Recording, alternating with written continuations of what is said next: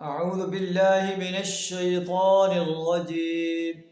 بسم الله الرحمن الرحيم.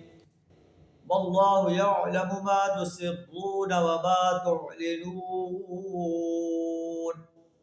والذين يدعون من دون الله لا يخلقون شيئا وهم يخلقون.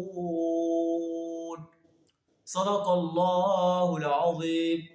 سورہ النحل آیت نمبر 19 اور 20 آپ کے سامنے تلاوت کی ہے، جس کا ترجمہ کچھ ہے: اللہ جانتا ہے جو تم چھپاتے ہو اور جو تم ظاہر کرتے ہو. اللہ تمہاری پوشیدہ اور علانیہ باتوں سے کو جاننے والا ہے. والذین یدعون من دون اللہ، اور وہ لوگ جو اللہ کو چھوڑ کر اوروں کو پکارتے ہیں، لا یخلقون شیئا وهم یخلقون، وہ کسی چیز کو پیدا نہیں کر سکتے بلکہ وہ خود اللہ کے مخلوق ہیں. اموات غیر احیاء، مردہ ہیں زندہ نہیں ہیں.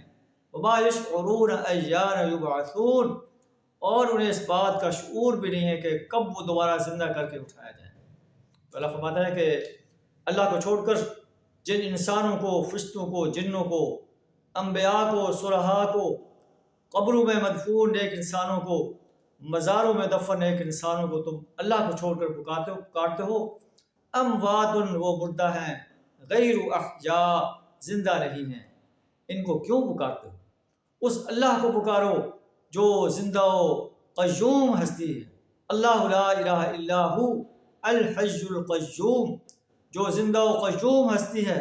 لا تاخذہ سنۃ ولا نوم، اسے نہ نیند آتی ہے نہ اونگ آتی ہے. تو اللہ سے دعا کر ہمیں اپنی ذات کو پکارنے، اپنی ذات کی پرستش، بندگی اور غلامی اختیار کرنے کی توفیق عطا فرمائے. اپنی حاکمیت کو تسلیم کرنے اور اپنی حاکمیت کو قائم کرنے کے لیے اپنا کردار ادا کرنے کی توفیق عطا فرمائے. اپنی ذات کو مشکل کشا، حاجت روا، نظر و نیاز کا مالک ماننے کی توفیق عطا فرمائے. وآخر دعوانا ان الحمد للہ رب العالمین.